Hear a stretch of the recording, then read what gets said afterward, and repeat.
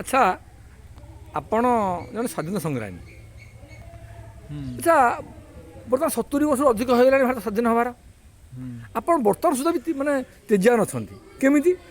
ମୁଁ ବ୍ୟାୟାମ କରୁଛି, ଜିମ୍ କରୁଛି। ହୁଁ ଆଉ ଖିଆପିଆ କ'ଣ କରନ୍ତି? ଖିଆ ପିଆ ସକାଳୁ ଅମୃତଭଣ୍ଡା ଖାଉଛି, ସିଝା ଖାଉଛି ଆଉ ଏ ଫଳମୂଳ ଖାଉଛି ଆଉ। ଯେତେବେଳେ ଭାରତ ସ୍ୱାଧୀନ ହେଲା ହଁ ତା ପୂର୍ବରୁ ଆପଣ କେତେ ଥର ଜେଲ୍ ଯାଇଥିଲେ? ସେମିତି ଠିକ୍ ନାହିଁ, ଏ ତଥାପି ଗାନ୍ଧିଜୀଙ୍କ ଅମଳରେ ତ ଆମ ଲୋକ ଆଉ।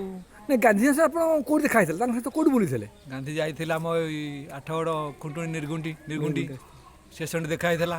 ଆଉ ଆମେ ଶୁଣୁଛୁ ଆପଣ ଥରେ କେତେଥର ଜେଲ୍ ଯାଇଥିଲେ ବୋଲି ସ୍ୱାଧୀନତା ସଂଗ୍ରାମୀରେ। ଜେଲ୍ ଏଇଠି 2-3 ଥର ଯାଇଥିଲି, ଆଠଗଡ଼ ଜେଲକୁ ଯାଇଥିଲି, ହଁ ନିର୍ଗୁଣ୍ଡି ଇଆଡ଼େ ବରୀ ଜେଲକୁ ଯାଇଥିଲି, ଆଚ୍ଛା ଏମିତି ଆଉ। ଆଚ୍ଛା ଗୋପବନ୍ଧୁ ସହିତ ଆପଣ ସାକ୍ଷାତ ହେଇଥିଲା କି ନାହିଁ?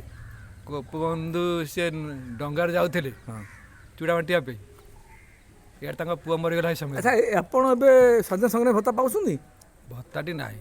କାହିଁକି ପାଉନାହାନ୍ତି? ଆପଣଙ୍କ ସେଇ କିଛି ରେକର୍ଡ଼ ନାହିଁ? ରେକର୍ଡ଼ ପତ୍ର ଆଉ ପଚାରୁଛି ଆମକୁ କିଏ ଆଉ।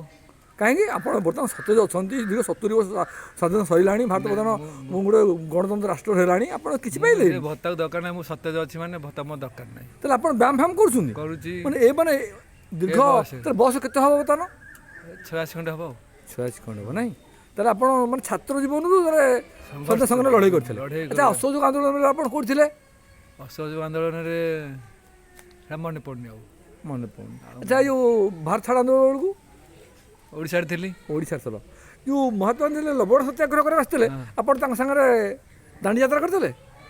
ଦାଣ୍ଡି ଯାତ୍ରା ଓଡ଼ିଶାକୁ ମୋର ଆସିଥିଲେ କେତେବେଳେ, ମୁଁ ଗଲାବେଳକୁ ସେ ପଳେଇଲେଣି। ଓ ଖାଲି ଫେରିକି ପଳେଇ ଆସିଲ? ଫେରିକି ପଳେଇ ଆସିଲି। ଆଚ୍ଛା ହଉ ଧନ୍ୟବାଦ। ଆଉ ଏ ଗାନ୍ଧିଜୀ ଓଟିଭି ତରଫରୁ ଆପଣଙ୍କୁ ସ୍ୱାଗତ କରାହେଉଛି। ଆପଣ ଏମିତି ବ୍ୟାୟାମ କରନ୍ତୁ, ପ୍ରାଣାୟାମ କରନ୍ତୁ, ହଁ ଆଉ ସୁସ୍ଥ ରୁହନ୍ତୁ। ଦେଖାଯାଉ ଆପଣ କେତେ ଗୋଟେ ଶତାବ୍ଦୀ ପୁରୁଷ ହେଇପାରୁଛନ୍ତି କି ନାହିଁ। ଆଉ ଗୋଟେ ଥଣ୍ଡା ପିଆନ୍ତୁ ମୋତେ। ହଉ।